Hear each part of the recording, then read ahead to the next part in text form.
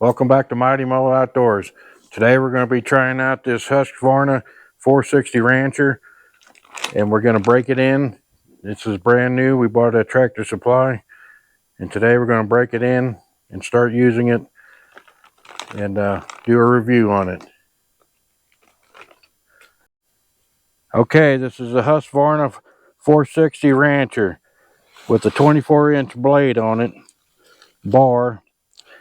And it's got a decompression button, which I've already pushed. And then it's got a little button to pump it 5 times for the fuel. I've already fueled it up and put oil in it. You just flip that up and turn them and fill them. Shut that back. And you choke it by pulling the blue tab out. I've got the bar locked. And as soon as it pops off the first time, then I'm taking the choke off. And then I'm going to operate it with the trigger. Because you don't want this thing to rev up real high. That's not good on them. And we're going to break it in. We're not going to go over 3/4 of throttle with this. We're just going to take it nice and easy for 2 or 3 tankfuls and break it in.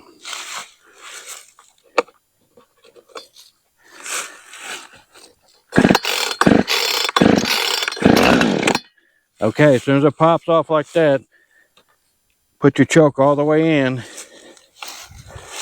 and put your finger on the throttle.